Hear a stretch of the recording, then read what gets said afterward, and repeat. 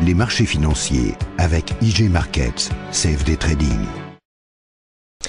Bonjour, c'est Gilles du site boursicoté.com. Voici l'analyse technique du CAC 40 pour cette journée du jeudi 21 juin 2012 avec aujourd'hui une séance très particulière puisqu'après avoir eu une ouverture en baisse à 3111,03, nous avons marqué un plus haut à 3153,28 avant de redescendre. Nous avons marqué un plus bas à 3099,74 pour terminer en clôture à 3114,22, un plus bas d'ailleurs qui a été fait avant le plus haut du jour. Le CAC 40 perd 0,39% sur cette séance, un peu plus de 12 points perdus par rapport au cours de clôture d'hier. Donc hier je vous indiquais ici la formation en doji en croix, donc je vous avais dit qu'il aurait fallu une bougie baissière pour marquer un fort signal de retournement. Alors cette bougie baissière n'a pas eu lieu au sens où on l'entendait par rapport ici au doji en croix, mais on voit ici une grande forme d'hésitation avec des cours qui sont un moment venu ici, ils sont sortis de la bande de Bollinger. On avait retrouvé une certaine dynamique avant de rechuter. Alors ce qui est intéressant, c'est que nous allons voir le support d'hier que je vous indiquais comme étant assez important a été préservé aujourd'hui. Du point de vue des indicateurs, nous avons un RSI qui est toujours en zone neutre, un stochastique qui rentre en zone de surachat, bientôt accompagné de sa ligne de signal. Nous avons un MACD qui est toujours ici hésitant avec cette évolution comme ça, qui est haussière, mais vous voyez avec beaucoup d'histogrammes qui s'intercalent en rouge comme ça, quoi qu'il en soit, ici on monte d'une manière assez dynamique, on descend assez faiblement. Alors le MACD qui est très hésitant sur cette phase, on a l'habitude de connaître le MACD sur des phases un peu plus directes, même si là on a hésité une fois, mais vous voyez une descente comme ça. Alors ce qui prouve que nous avons sur cette phase de hausse, nous le voyons aussi sur d'autres indicateurs, beaucoup de volatilité, c'est-à-dire qu'au sein même de la tendance on a beaucoup d'hésitation, beaucoup de retour en arrière, et donc c'est un peu ce qui se transparaît sur cet indicateur.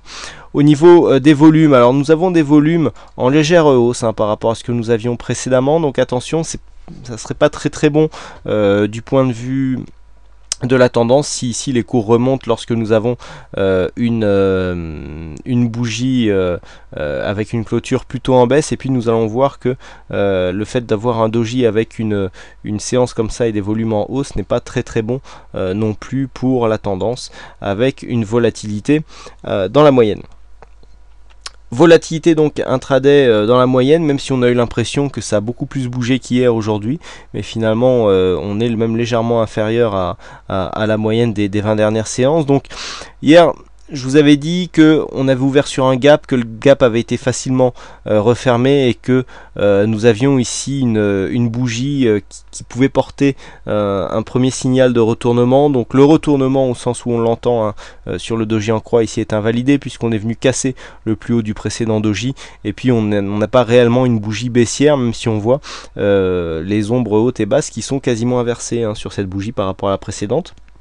Toutefois, on n'aura pas de formation style étoile du soir ou des phases de retournement.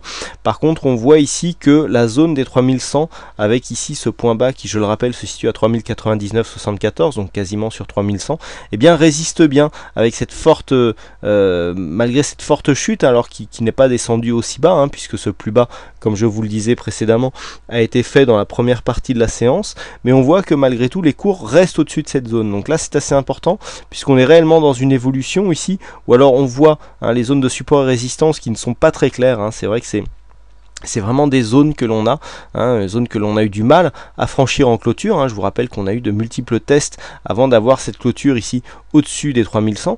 Et bien maintenant, il semblerait que cette zone se soit réellement transformée en support, puisque ça fait 2 séances après des beaux mouvements baissiers, et bien que cette zone résiste. Et donc le fait que cette zone ici reste en support irait plutôt dans le sens d'une continuité de cette phase haussière ici qui a débuté avec la cassure de la tendance baissière moyen terme, signalée par cette cassure de résistance ici, où on est venu une première fois tester cette zone.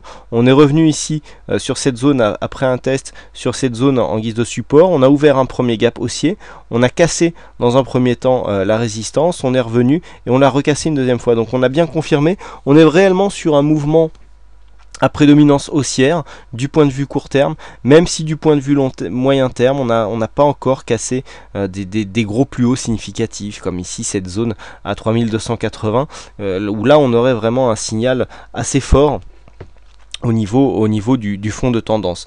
Donc quoi qu'il en soit, ici, cette zone ici qui reste invaincue, si j'ose dire, le terme est à la mode en ce moment, eh bien on serait plutôt ici orienté à la hausse, mais on voit que cette bougie ici hésitante, avec une augmentation de volume, au sommet comme ça, puisque nous avons marqué un nouveau plus haut d'une phase haussière, peut se révéler être une bougie de retournement, puisque une augmentation des volumes sur une phase d'hésitation comme la bougie que nous avons aujourd'hui, eh bien montre en général une rotation au sein des portefeuilles. Donc on change de titre et on se place donc pour une tendance différente, et en général le mouvement ne tarde pas à suivre. Donc attention, une cassure ici de cette zone des 3090-100 points eh bien, nous referait descendre assez rapidement vers un objectif intermédiaire qui se situe à 3050, avec ici cette zone des 3020-3030. On avait déplacé ce support.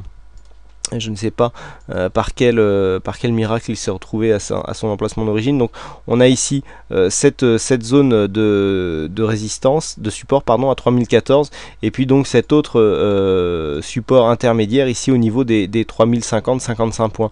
Donc le premier objectif en cas de cassure de cette zone ici sera la zone des 3050, ce qui ne remettrait pas totalement en cause la dynamique haussière. Par contre, si on revenait ici sur les 3015, eh bien on aurait une petite alerte quand même avec un possible retournement de tendance. Donc si demain, si on ouvre encore une fois au-dessus des 3100, eh bien on pourra toujours viser, et tant qu'on ne casse pas cette zone, une continuité haussière, avec pourquoi pas eh bien l'impression d'un nouveau plus haut, avec un objectif ici qui se situe à 3174 points. Mais le fait de repasser en dessous ici nous ferait rapidement descendre sur la zone des 3054 points. Voilà ce que l'on peut dire donc sur cette analyse technique. Alors aujourd'hui c'est Jody qui a gagné au jeu du fixing, bravo à toi Jody. Et puis quant à moi il ne me reste plus qu'à vous souhaiter à toutes et à tous une bonne soirée, bonne chance dans votre aide. Et je vous donne rendez-vous dès demain pour de prochaines analyses techniques en vidéo. Bonsoir à tous. Les marchés financiers avec IG Markets, CFD Trading.